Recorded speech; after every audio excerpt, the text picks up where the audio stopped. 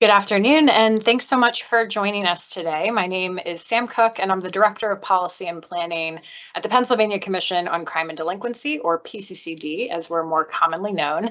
This afternoon, we're going to be discussing the Building Opportunity Through Out of School Time, or BOOST, grant program funding opportunity that opened last month.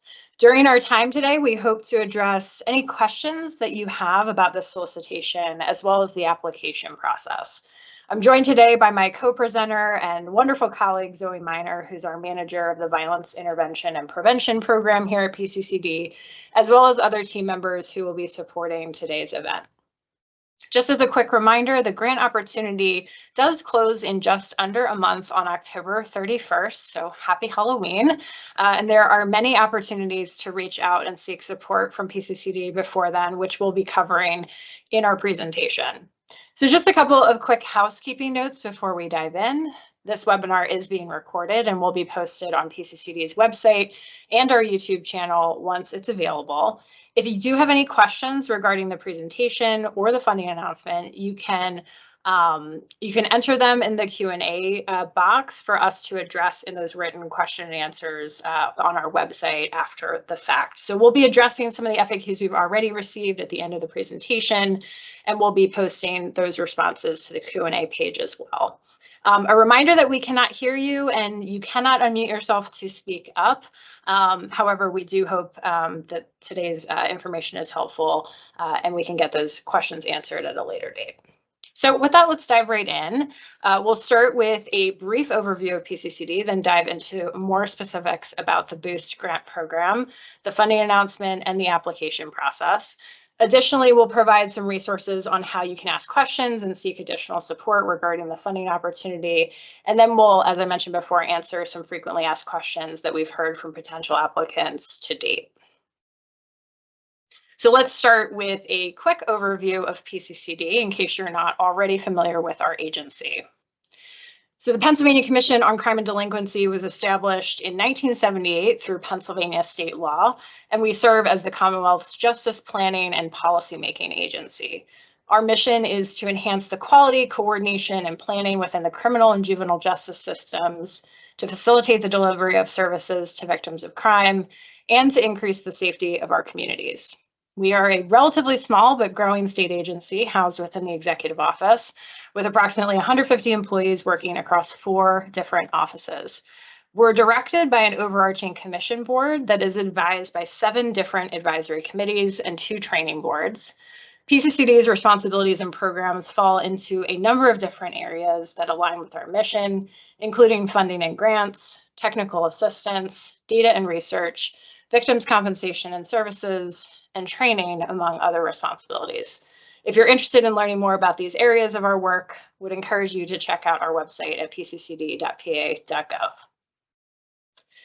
So one of PCCD's biggest areas of responsibilities is grant making. So this slide shows a snapshot of some of what PCCD's grant funds have supported in recent years, with the overarching goal of addressing both emerging and longstanding public safety challenges. Those grants address programs related to gun violence prevention, victim services, school safety and mental health, criminal and juvenile justice system improvements, youth prevention, data and research, children's advocacy centers, and law enforcement technology and training, among many others. So if you haven't done so already, we certainly encourage you to sign up to receive grant notifications from PCCD by visiting our website.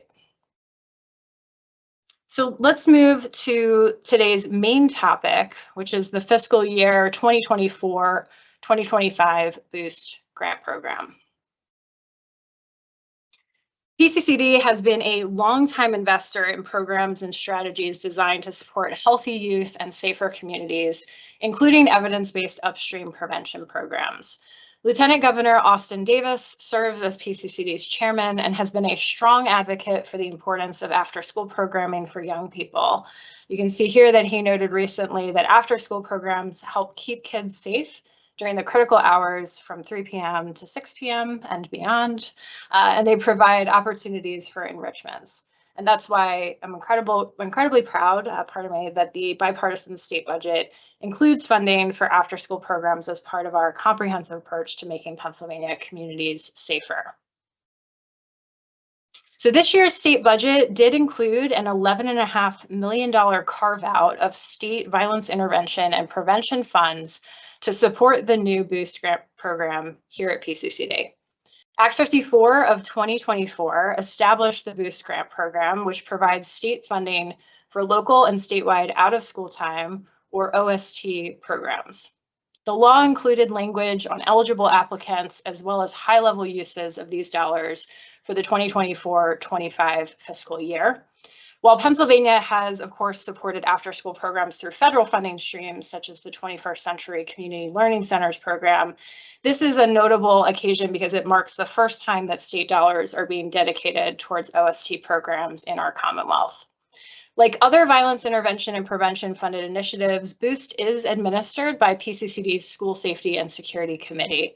You can learn more about this committee as well as PCCD's other violence prevention initiatives by visiting our website under both the school safety and gun violence sections.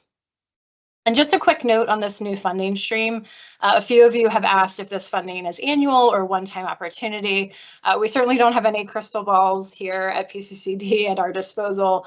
And as with other funding streams, the availability of funds through Boost grants are dependent on a number of factors, including, among other things, the timing of when a state budget is enacted, as well as, of course, whether or not funds are appropriated and authorized for those purposes. So stay tuned and more to come, but that's sort of what we know for now. So mentioned before that Act 54 of 2024 established the Boost Grants program.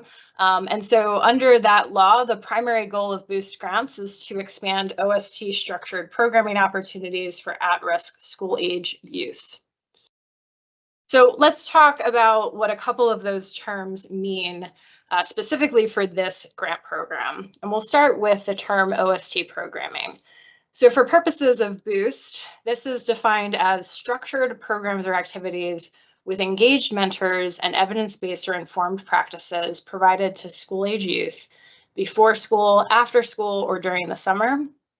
And just a note that this OST programming is not intended, or it does not include rather, or replace instructional services that are provided by a school entity, and they cannot be used to satisfy compulsory education requirements or result in academic credit for participants. So that's term one. Term two is at-risk youth. So for purposes of Boost, this term means school-age youth who are at an educational disadvantage because of limited English proficiency, poverty or economic disadvantage, homelessness or housing instability, foster care involvement, and/or academic difficulties. And last but certainly not least, when we say school-age youth, generally speaking, we'll be referring to youth between the ages of 6 and 18 years old. So Act 54 of 2024 did provide some examples of OST programs that could be supported using Boost Grant funds. And these include structured programming opportunities to improve social, emotional, academic, or career readiness, programs designed to prevent and reduce teenage pregnancies or reduce negative behaviors, programs that provide safe out-of-school environments for youth, as well as those that engage in career exploration or formal or informal work-based learning. These programs also can promote any other activity that's approved by PCCD's School Safety and Security Committee for the Boost Grants program. So the Boost Grants funding announcement, which was released in early September, includes additional information on the types of programming activities and approaches that can be supported using Boost funding. And please note that while PCCD certainly always encourages the use of evidence-based programming and proposals seeking funds for evidence-based programs addressing unmet local needs will certainly receive priority funding consideration. It is not a minimum requirement under Boost funding for programs to be evidence-based in order to be eligible for grant funds. I think that's a question we've gotten a couple of times already, so just wanted to say that out the gate. PCCD does encourage applicants to reference the data tools and resources that are included in the written funding announcement as you develop your application. These resources include links to federal websites and clearinghouses like youth.gov, as well as Pennsylvania-specific data sources like the Pennsylvania Youth Survey or PAYS, which PCCD administers. You can also find information about national and state level organizations who offer resources related to after-school programming, data frameworks, best practices, and other tools to help improve program quality and impact. So definitely recommend checking that out if you can. So before we get further into the nuts and bolts of the Boost funding announcement, we did want to note that Boost is one of 3 solicitations announced by PCCD that utilizes VIP funds. Since applicants can only come in under 1 solicitation, we wanted to talk through some of the high-level differences between these grant programs for your benefit. So we'll start with VIP. A note that VIP is very much intervention and response focused, with programs addressing violence that is already occurring in communities. And it emphasizes elevated risk places and populations who are most likely to experience community violence. And when we say community violence, that term includes gun violence, group-related violence, as well as domestic violence and intimate partner violence. VIP grants can support a wide range of eligible models and approaches, and VIP grants can also support programs that are focused on both youth and adults, but again, with the caveat that there is an emphasis under VIP on reaching and serving elevated risk places and populations who, again, are the most likely to be involved in violence. By contrast, Boost is more prevention focused through its emphasis on reaching at-risk school-age youth in or underserved communities.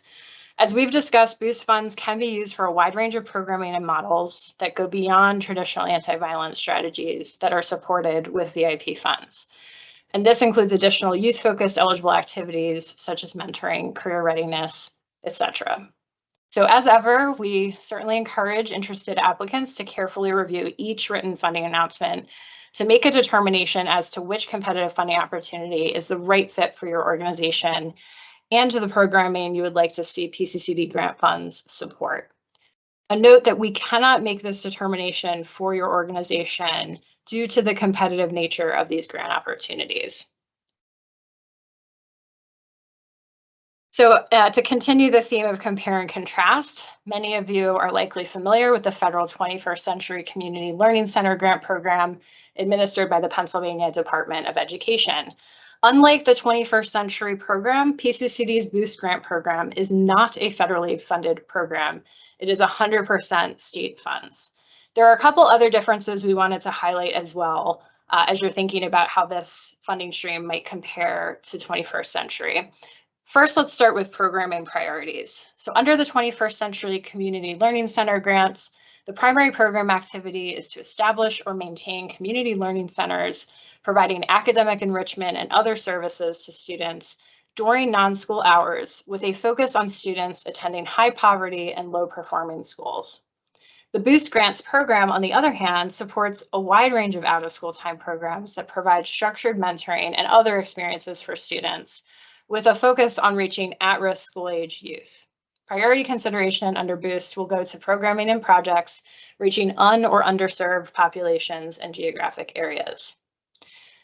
Next up is indirect costs. So under PDE's 21st Century grants, grantees must use a restricted indirect cost, and a grantee must have or must establish an indirect cost rate agreement to charge indirect costs to the program.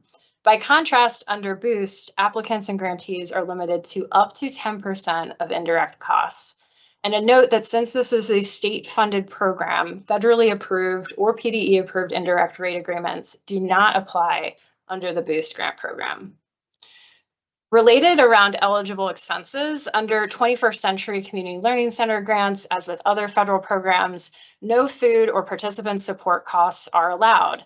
However, under Boost grants, funds may be used for meals, incentives, and participant support items, so long as they relate to grant activities and follow PCCD prescribed policies and procedures. And just a note that we'll cover that topic in a little greater detail later in the presentation.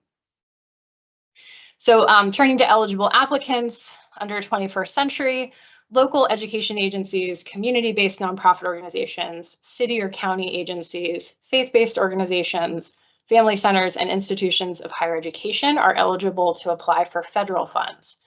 Under the Boost Grants program, only school districts, area career and technical schools, libraries, statewide youth-serving 501c4 organizations, and community-based nonprofit organizations with 501c3 status can apply for funds. And finally, on the technical assistance front, the 21st Century Community Learning Center program does utilize a designated technical assistance provider to support grantees. Whereas for Boost, which is a very new program for our agency, applicants can certainly request funding to support their own individual technical assistance and training needs to support their particular project. But there are currently no designated state level TA providers specifically prescribed on the Boost grants front. So with all of that behind us, we'll talk a little bit about Boost funding announcement and just dive in a little bit on how that's structured. So eligible applicants under Boost can seek grant funding through one of two tracks.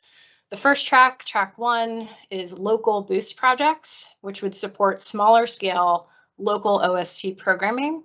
The second track is for statewide Boost projects. Those are projects that will be supporting statewide OST programming, reaching multiple communities and regions.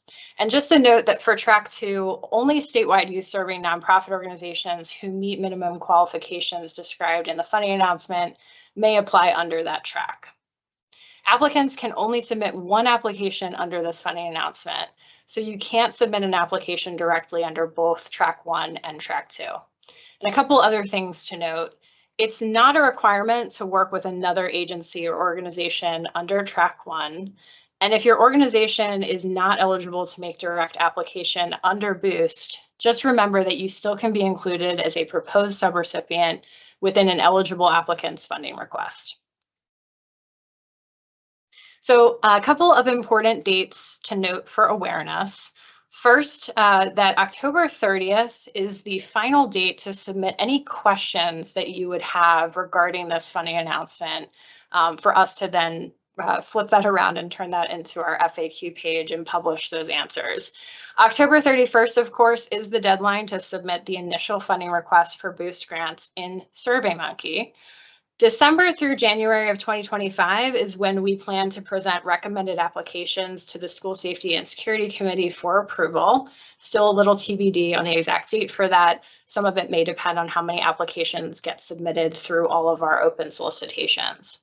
We do anticipate notifying applicants who are recommended for an award in January 2025 and spend that month working with approved projects to finalize their award.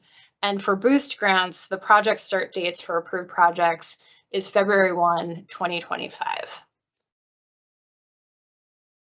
So as we mentioned before, there's a total of $11.5 million in state funds that are available for this year's Boost grants solicitation. The maximum dollar amount that you can request depends on the track you're applying under, as well as your organization's annual expenditures. Under Boost Track 1 or local projects, applicants can request up to 50% of their organization's total actual operating expenditures from the period of July 1, 2023 to June 30, 2024, up to a max of $250,000 for the entire grant project period. Under Boost Track 2 for statewide projects, statewide youth-serving nonprofit organizations can also apply for up to 50% of their organization's total actual operating expenditures, up to a max award of $1.5 million for the entire project period. And as noted on this slide, Track 2 applicants must apply at a minimum for funding on behalf of at least 3 subawardees. And those subawardees should be, for example, community-based member nonprofit organizations who are providing OST programming serving at-risk youth. And as a reminder, recipient agencies under statewide can't also come in under the local Boost track. So you will have to think that through a bit. For both tracks, the project period for Boost grants is up to 24 months or 2 years. So let's talk about who can apply. Pursuant to Act 54 of 2024, the following eligible applicants can request Boost grant funding directly under the solicitation. Those include school districts, area career and technical schools, libraries, statewide youth-serving 501c4 nonprofit organizations, and community-based nonprofit organizations who are active and registered 501c3s. A note that child care centers, group child care homes, and family child care homes are not eligible to apply under this solicitation. So there are a number of priority criteria that will factor into the review of applications under this year's Boost grant solicitation. And as described in the written funding announcement, priority consideration will be given to eligible applicants who have no current or prior state funding from either, for example, PCCD or PDE. It will also go to projects serving the largest number or percentage of at-risk youth, including students experiencing homelessness, foster care youth, and students with a disability. Just a note that while large numbers and percentages will receive priority consideration, there is no minimum number of participants to be reached under the Boost Grants program. Priority consideration will also go to projects reducing barriers like transportation and enrollment costs. Those applicants committed to increasing access for underrepresented and underserved youth, projects proposing to build community partnerships, those involving youth and stakeholders in program development, and those seeking funding for high-quality, evidence-based programs that address unmet local needs, identified, for example, through surveys or assessments. Some additional factors that PCCD can consider during the application review process include geographic diversity, other applications received for similar activities in the region, the applicant's compliance history with fiscal and program reporting, if applicable, historical success in implementing PCCD funded programs and initiatives that met their intended goals, again, if applicable, as well as available funding. More information about these funding considerations is available on page 3 of the written funding announcement. So as we discussed earlier, under this funding solicitation, maximum award amounts will be based on the applicant's current annual actual operating expenditures, not actual or budgeted revenue or budgeted expenditures. This should include all organizational expenditures, not just expenditures that were used for a specific program. Applicants may not request more than 50% of their total actual operating expenditures for the period between July 1, 2023 to June 30, 2024, or the maximum allowable amount for each boost track, whichever is less. Page 2 of the written funding announcement includes some examples and sample calculations to help walk applicants through this math process. But just as a quick example, an organization with $250,000 in actual operational expenditures between July 1, 2023 and June 30, 2024 could request up to $125,000 total for the entire Boost grant project period. So that is for the whole grant. It is not, for example, a per year amount. PCCD will request documentation from successful applicants verifying that the amount of funding they requested did not exceed the allowable amount. And examples of documentation that would be sufficient for that purpose include statements of activity, profit or loss statements, or similar reports from the applicant organization's accounting system. You can also provide the organization's Form 990 or an audited financial statement. So let's talk a little about what Boost grant funds can and cannot be used for. We'll start with the allowable grant expenses, which are also covered in greater detail on pages 5 through 6 of the written funding announcement. Under this solicitation, funds can be used for salaries and benefits for personnel, both full or part-time, including overtime. You can also use them for contractors or consultants, supplies and equipment, training and technical assistance, travel or transportation related expenses, other activities and expenses that would be necessary to meet the needs of programs and participants. So those are the list of things you can use it for. So what can't you use grant funds for? Again, page 6 of the written funding announcement will include more information on these ineligible expenses. Those include construction, land acquisition, lobbying and political contributions, honoraria or bonuses, vehicle purchases, or any expenses that fall significantly outside of the scope of this funding announcement. Just a note that PCCD does reserve the right to require the approved boost applicants remove items from the project's proposed budget that are deemed ineligible. And in addition, funding cannot be used for costs that are incurred prior to the official start date of the award. So we mentioned previously that PCCD does allow using funds under boost for meals, incentives, and support items to increase program engagement as long as they are directly related to grant activities and are properly documented. PCCD will make the final approval on expenses, including gift cards, based on specific documentation. The written funding announcement provides additional information on ways grant funds can be used for this purpose on page 5. And applicants should also carefully review PCCD's gift cards and near cash items, policies, and procedures for more detailed information. And you can see that that's linked here on that slide for your reference. In addition, boost grant funds can also be used for technical assistance, such as staff training or setting up data systems. They can also cover administrative support, such as bookkeeping or accounting, to help you manage the grant successfully. On a related note, for folks who may be wondering about evaluation requirements, PCCD will ask you questions in the application process about how you plan to track, measure, or demonstrate outcomes and impact as part of your boost proposal. We certainly understand that not all agencies or organizations have the resources to do robust evaluation or data collection procedures, but we will again ask grantees to track basic metrics on program operations and impact as part of assigned performance indicators and quarterly program reporting requirements. So moving towards indirect costs, we touched on this a little bit earlier. There is a cap on the amount of indirect costs that boost applicants can request under this solicitation. Because the boost solicitation is 100% state funded, again, a reminder that federally approved indirect rates do not apply under the solicitation. Indirect costs are limited to 10% of what's called modified total direct costs, or MTDC. And if you're wondering, well, how do you calculate MTDC?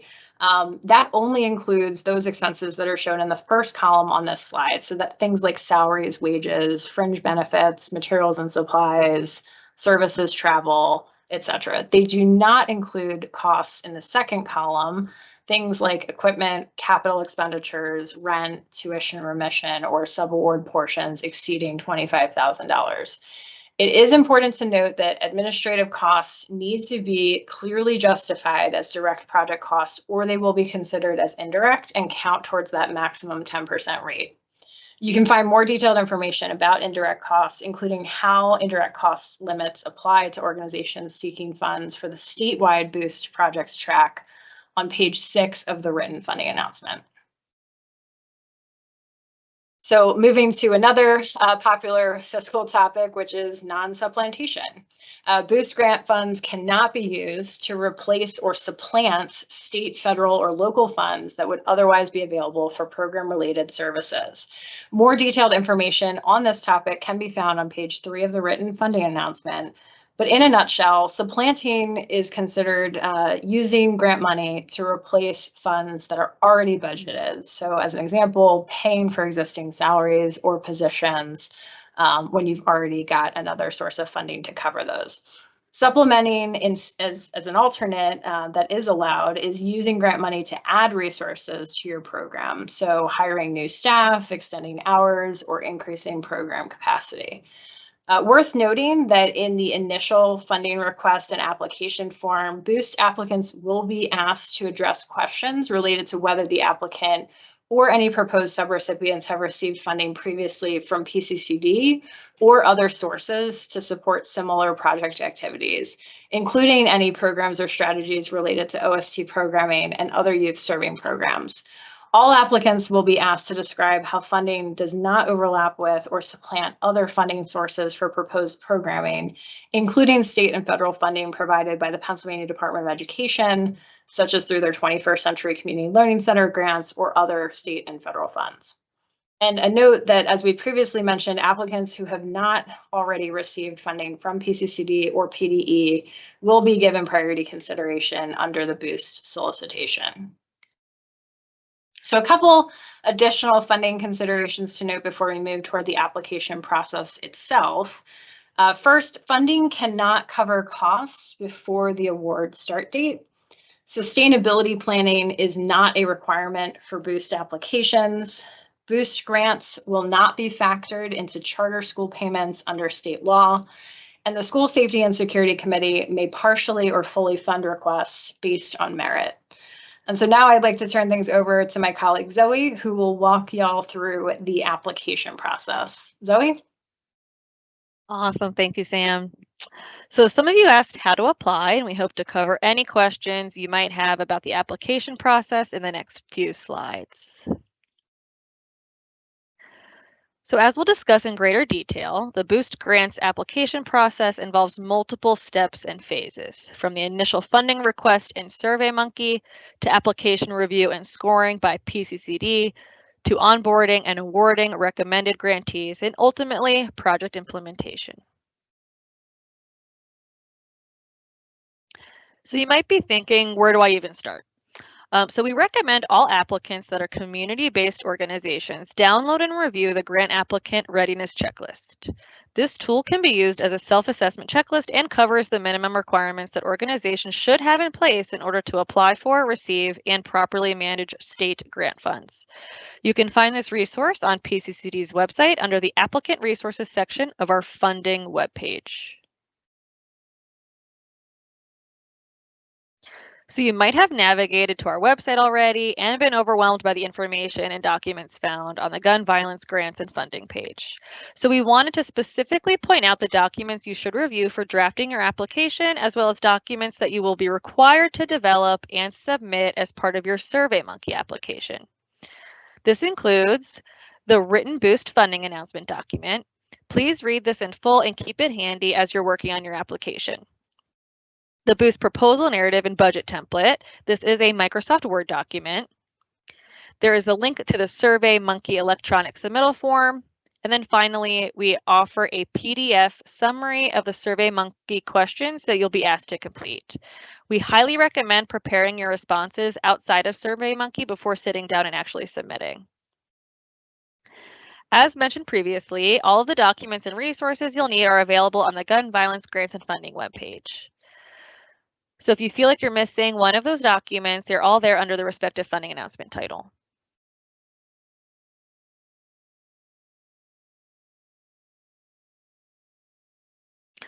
So what are the steps to actually applying then, incorporating all those documents that I just talked about?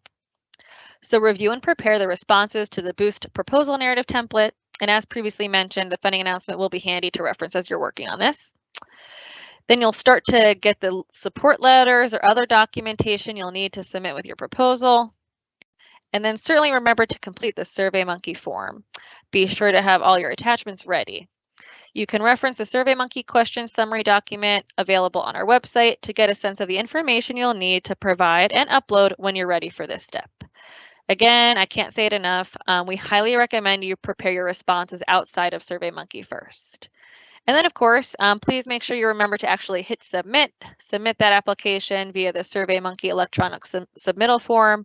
And friendly reminder for those that have not used SurveyMonkey before, SurveyMonkey will not send you a confirmation email after you hit the Done Submit button. The submission page verified that your initial request form has been submitted. If it helps, please take a screenshot for your records.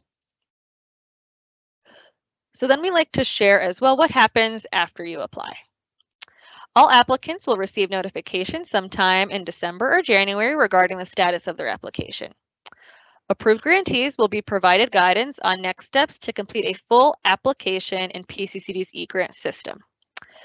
PCCD's eGrants is the platform that must be used for organizations to receive funding. This is a different eGrant system than the one used by the Department of Education.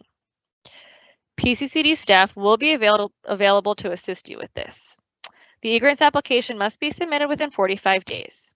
And for this step, please think of this step as your organization formalizing a contract with PCCD for your project activities, reporting requirements, and to receive payment. Friendly reminder, of course, that the due date for submitting your online SurveyMonkey initial request form as a required attachment is Thursday, October 31st, 2024. And as Sam said, happy Halloween.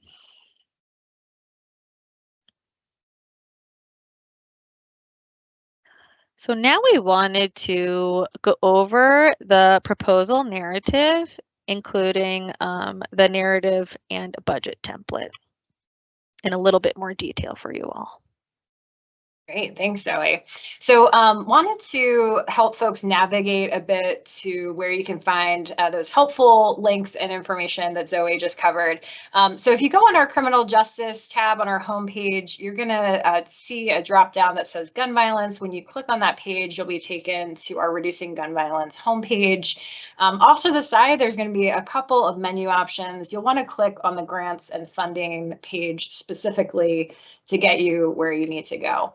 Once you click on that link, you'll be taken to the aptly named Gun Violence Grants and Funding webpage, where you can actually see all of the available funding announcements that we have actively open right now for the Violence Intervention and Prevention Grant Program, including some helpful one-page summaries that are organized by applicant type to sort of break down sort of what your options might look like as an applicant.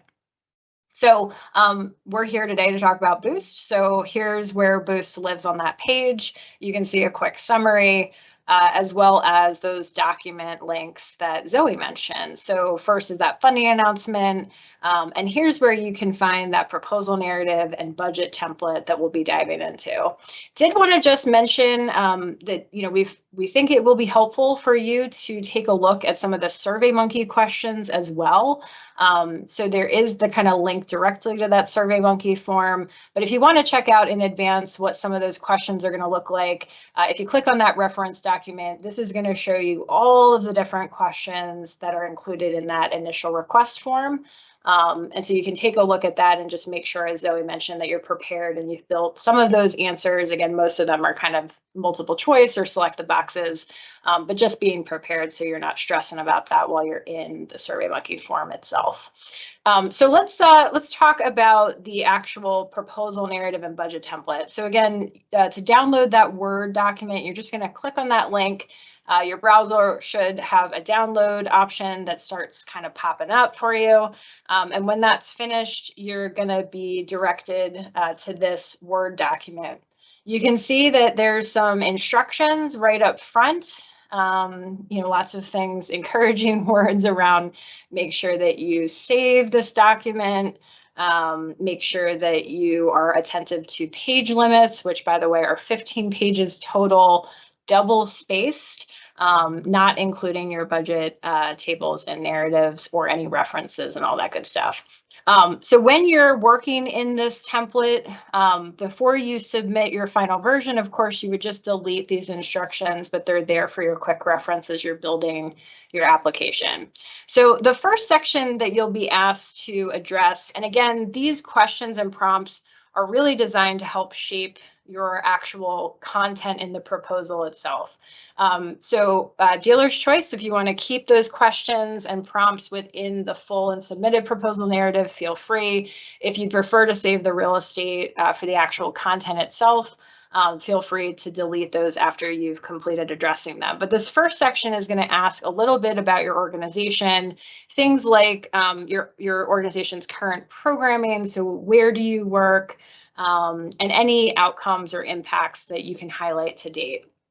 This section will also ask you to describe your staffing levels, sort of community support and capabilities, including any of the current OST or after-school programming that your organization currently offers.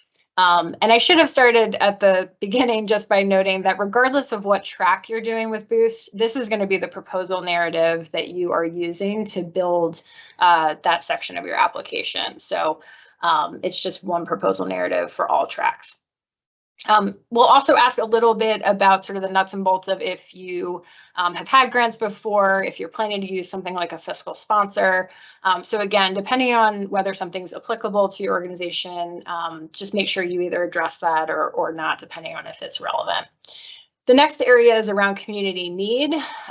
So we mentioned that priority consideration is going to go to areas that are un- or underserved and some other priority factors. So this area of the proposal narrative is asking you really around the specific geographic locations and areas where your proposed OST programming would take place. That would include any specific school entities or community organizations where programming will occur. And this is also where we're asking you to talk about how you'll reach at-risk youth within that specific community. And you'll have an opportunity to describe your program's target populations, such as the age ranges, demographics, or any other information about, for example, special populations that your program may be serving. You'll also be asked to describe how your program fills a known gap or need within your identified service area. So, as we mentioned in the priority considerations, we're looking for programs that have really done their homework around why a particular set of programs are needed, why there's sort of an unmet need in a given community, and how you know that that's an unmet need. So this is the section where you would sort of make the case around what that would look like and why it's important for your community. The biggest section of your proposal narrative and the space where you should really spend, I think, the bulk of your time building out responses, the bulk of the pages, all that good stuff, is around the program description. This is really your chance to tell PCCD and our reviewers what exactly you're planning to do in terms of proposed programming and how grant funds will be utilized to achieve those programming goals. So there's a lot of prompts in this section, again, because it's a very important part of a proposal narrative. It really helps to fill in the details on what grant funds would support. And so you want to be able to clearly describe each and all of the areas that are included in this section of your proposal narrative. This will include things like the what, the when, the why. So do you have partners? Who's going to be staffing the project? If there's any innovative approaches or evidence-based practices you're using, you should reference those here. You should also provide some clear information about program operations and logistics, things like the proposed start and end date, how many days per week programming will be offered, things like staff to student ratios, what regular programming looks like day to day, and on a typical day, how many youth would you anticipate serving? This is also the section where you'll be asked to describe how you'll track, measure, or demonstrate outcomes and impact, including any performance indicators that your organization plans to track to demonstrate efficacy and or to just track along with implementation progress. So moving past that very important section, you'll be asked to talk a little bit about the need for funding and whether or not there's any priority considerations that your proposal will align with. So want to make sure that you also sort of pay attention to the fact that this is the section where you'll be asked to describe if you have other funding sources that are already going towards that specific program. So if the answer to that is yes, you'll want to make sure you use this section to really outline what the differences between what you're already getting funding for are compared to what you're asking for boost grant funds to support. So I mentioned that there's one proposal narrative for everybody, no matter which track you're on. So if you are a statewide applicant, this is a section that you will need to complete. If you are not a statewide applicant, you're a local track 1 boost applicant, please ignore this section. But if you are in the statewide category, we asked some additional questions, primarily around sort of the way that your organization will support subrecipients and partner sites, including things like how you'll determine funding allocations across those sites, just your relationship to sort of oversight and accountability for subawardee sites, and things like that. So again, if that applies to you, please fill that out. If it doesn't, please feel free to delete. And with that, I'm going to turn things over to Zoe to walk through the budget table section of the narrative a little bit. Awesome, Sam, thanks. So the first thing I want to show folks how to do, especially if they have additional project partners, if you don't mind scrolling all the way down to the actual table itself. If you click anywhere in the table, in the upper left-hand corner, is going to appear a thing that has arrows pointing in all different directions. You just would right-click on that, and then you would copy and paste that table into the Word document. And then Sam is going to show us what it looks like to actually enter numbers into each category. She's going to do that for us now. And then a sort of cool feature of Word that you can do is if you have your cursor in that total, we'll put that total in the top right one, Sam, under personnel, and then you hit layout, you'll see a feature where there's a formula where you can add, the table actually add for itself. I'm not seeing it on your screen. Maybe we can sort of send screenshots out along with the PowerPoint, since apparently my Word is broken. Yeah, great idea. Apologize about that, but there is a cool feature in Word that allows you to do that to assist with summing things up easily. But I did want to take some time on expressing what we really expect to see in the narrative and budget template, especially when it comes to outlining and detailing justification for your budget expenses. So for the narrative associated with your particular budget expenses, you really want to make sure that you're painting a clear picture of what is happening in each budget category and really why and how it relates to the project. We understand your space is limited, but we really ask you to be as detailed as possible. We don't just want you to list totals for each of the category. We really need to see what is going to make up those totals. So for example, if requesting grant funds to support personnel, it should clearly list the amount per position and what that position will do to support the project activities. This would also include their percent of time on project activities. You might have some personnel that are going to be 100% dedicated to the grant, and then you might have some folks that are just spending a percent of their time dedicated to grant or project related activities. And I did just want to remind folks too that this is a scored section. So again, you really want to make sure that you're asking yourself when you complete the table and you complete your descriptions, will PCCD and external reviewers understand how these budget items relate to the project implementation section?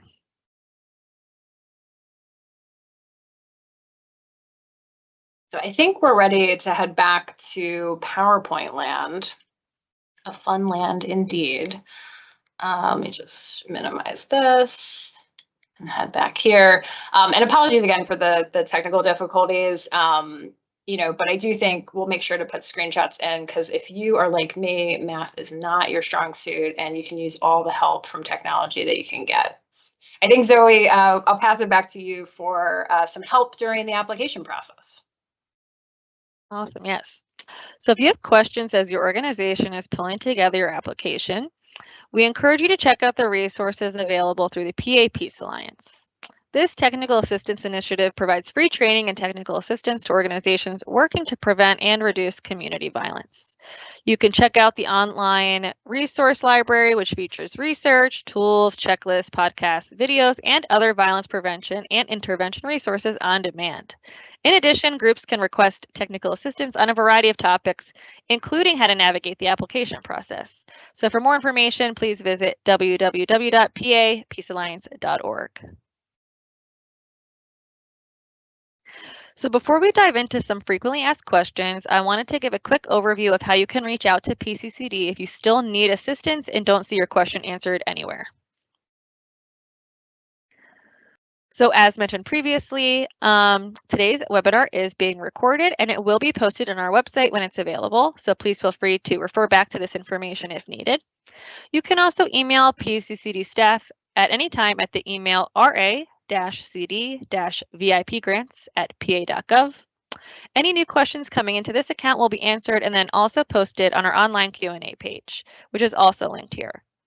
We encourage you to check out the Q&A before reaching out because it may have already been answered. And as a friendly reminder, due to the competitive nature of the funding, PCCD staff cannot answer questions about specific proposals, but we can answer questions to clarify the funding announcement. All right, so let's dive right into some of our frequently asked questions that we've already received. So first up, can my organization apply under all three funding announcements, VIP, Boost, CCVI?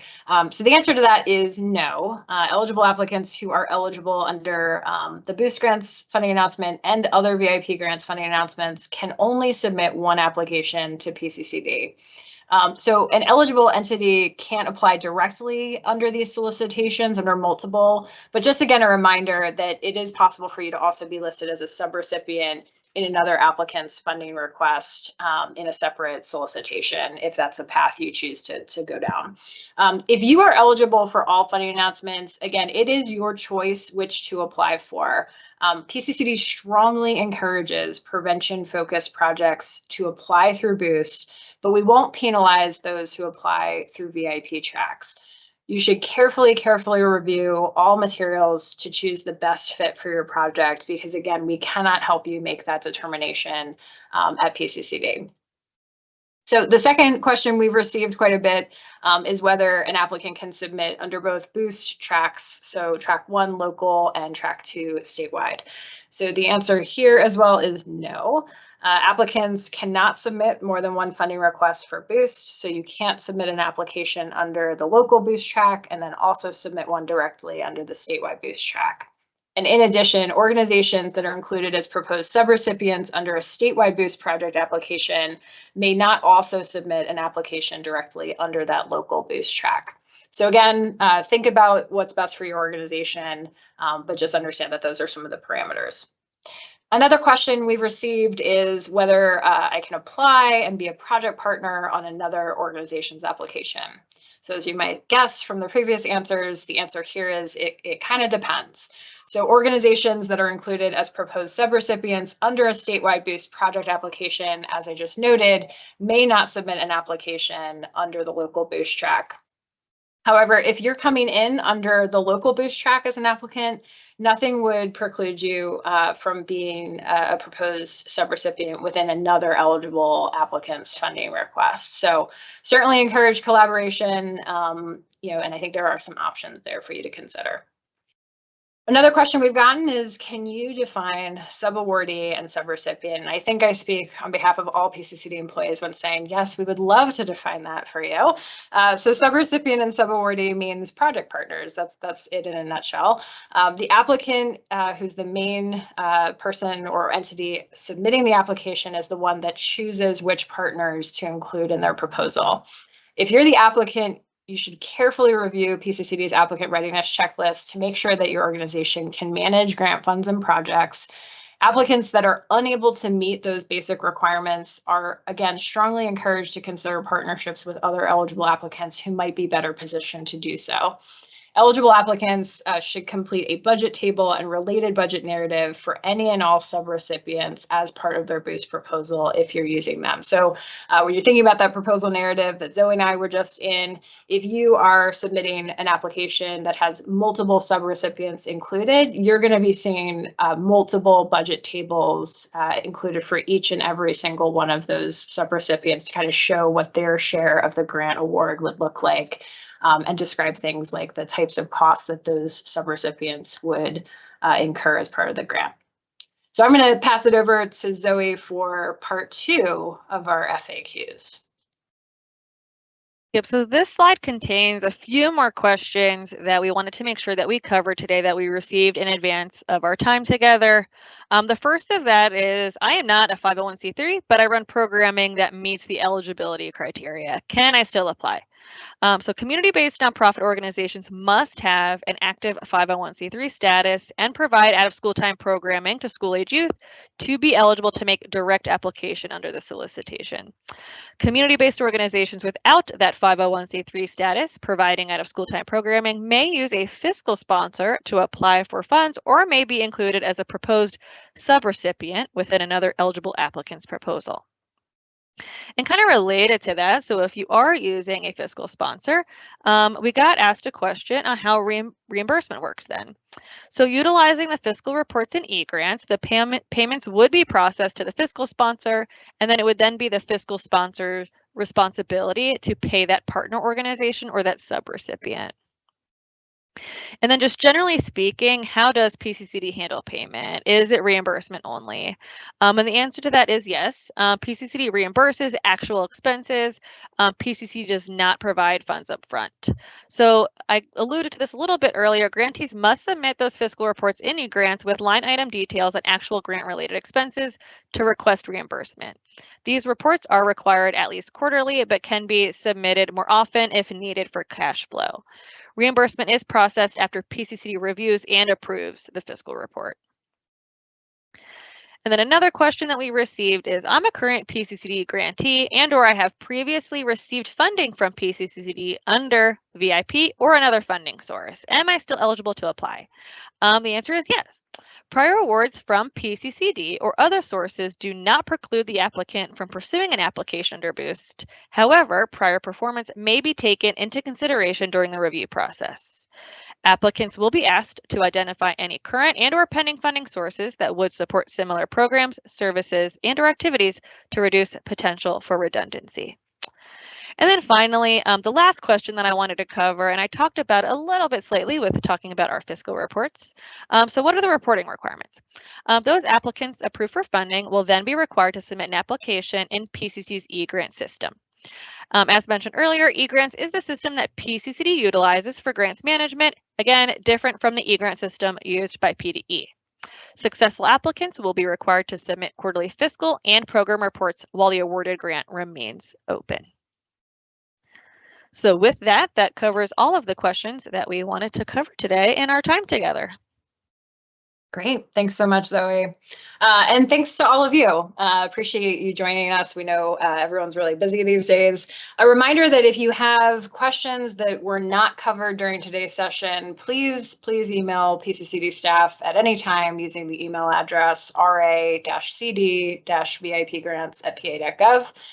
Any questions that we receive and answer, again, go straight to that FAQ page on our website, which is updated regularly. We do tend to receive a lot of questions post-webinar, so just appreciate your patience as staff work to get that Q&A document updated. We promise we will get to it as soon as we can. We hope you found this session to be informative. We'll look forward to sending you some follow-up information and certainly look forward to reading applications that are submitted under this brand new grant program. Thanks so much. Have a great rest of your day.